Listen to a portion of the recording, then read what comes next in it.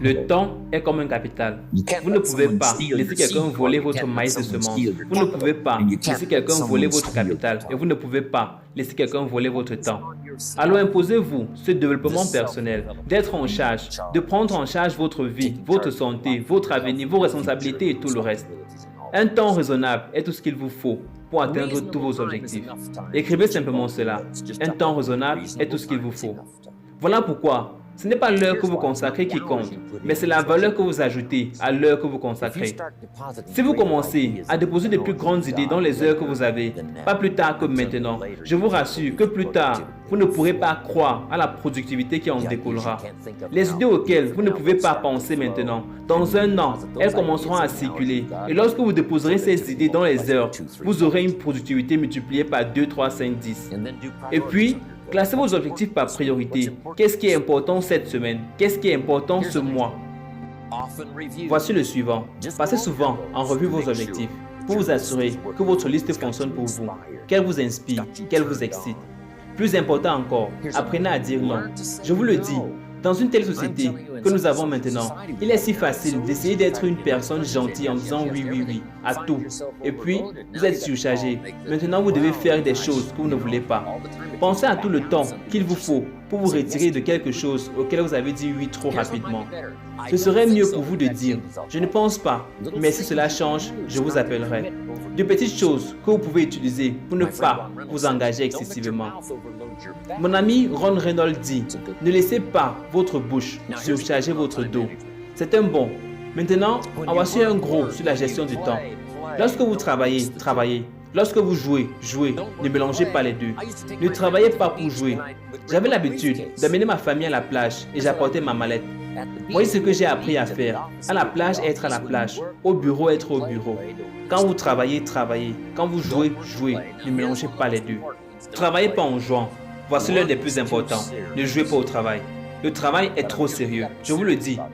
Vous devez être sérieux au sujet du travail. Parce que vous vous séparez d'une partie de votre vie pour le travail que vous faites. Votre travail vous a coûté une partie de votre vie, raison pour laquelle ça s'appelle des affaires sérieuses. Pas sinistres, pas malheureuses, mais sérieuses. Vous devez travailler avec toute la passion possible, parce que cela vous mène vers votre avenir. Voici une autre phrase clé. Tout travail est bon. Vous n'aimez peut-être pas votre travail, mais si ce sont des tremplins pour vous amener là où vous voulez aller, vous devez apprécier votre travail. Vous n'avez pas besoin d'être passionné par votre travail. L'ultime passion, c'est la passion du succès incroyable dans chaque département de votre vie. C'est ça la passion. Mais ne méprisez pas un travail subalterne que vous devez faire pour finalement vous amener là où vous voulez aller. Aucun travail n'est subalterne. Chaque travail est no. Formez la vie pour un salaire. Apportez une contribution à la société. Ensuite, méfiez-vous du téléphone et de tous les autres systèmes de communication. En particulier, le téléphone à la maison et les systèmes de communication à la maison. Et voici l'une des meilleures lignes que j'ai pour vous pour le week-end.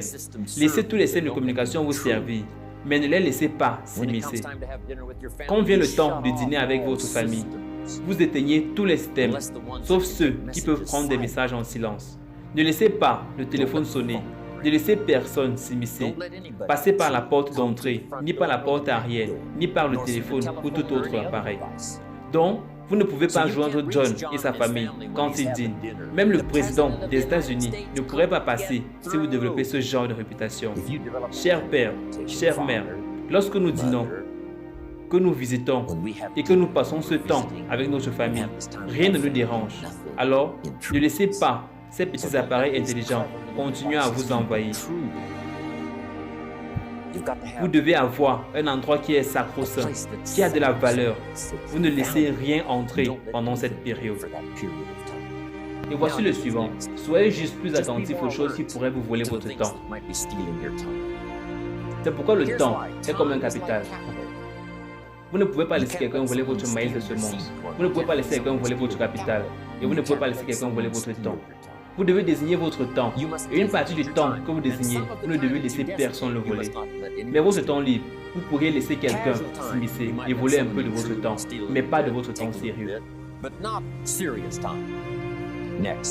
Ensuite, apprenez à penser sur papier. Quelques façons de penser sur papier. Nous en avons déjà couvert une. Vous résolvez un problème en le sortant de votre tête et en le mettant sur papier. Un autre est de fixer des objectifs en faisant ces listes que nous avons déjà commencées. Voici une autre bonne façon de penser sur papier. C'est un livre de projet. Chaque personne avec laquelle vous travaillez et chaque projet sur lequel vous travaillez. Procurez-vous un classeur à feuilles mobiles, un onglet et quelques morceaux de papier derrière l'onglet. Et faites un petit résumé continu de la façon dont cela se passe entre vous et cette personne et entre vous et ce projet. J'appelle ça un livre de projet. C'est très utile pour moi. Mais que se passe-t-il entre vous et cette personne? La dernière fois que vous êtes réunis, de quoi avez-vous parlé? Et vous avez quelques notes. Voici ce dont nous avons parlé la dernière fois que nous nous sommes réunis. Vous vous réunissez à nouveau.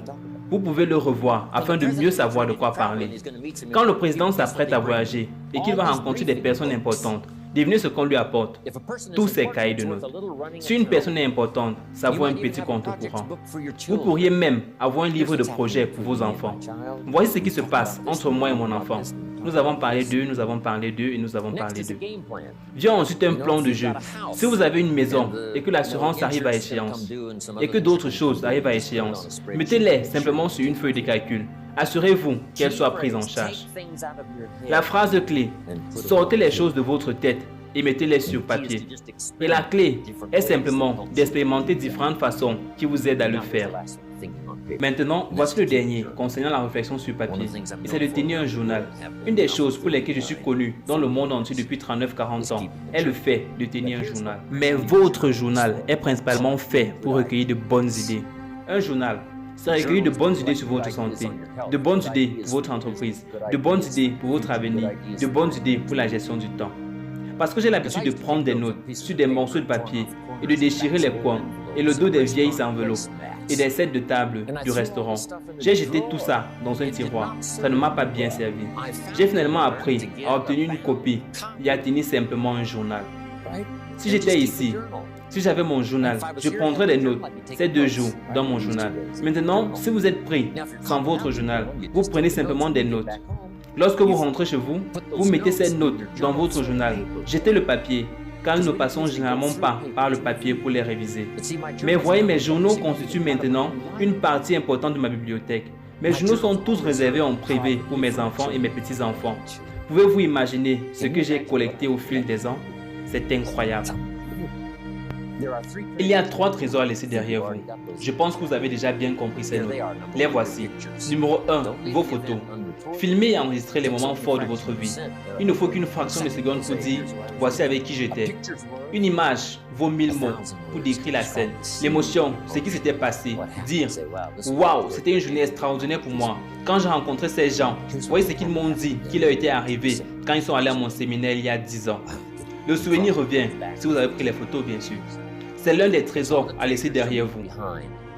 Rappelez-vous les vieilles photographies que nous avons maintenant d'il y a 100 ans, 70, 80 ans, juste quelques photographies. Que serait-ce si vous avez des milliers de photographies du passé, de votre histoire, de votre mère, de votre père, de vos grands-parents?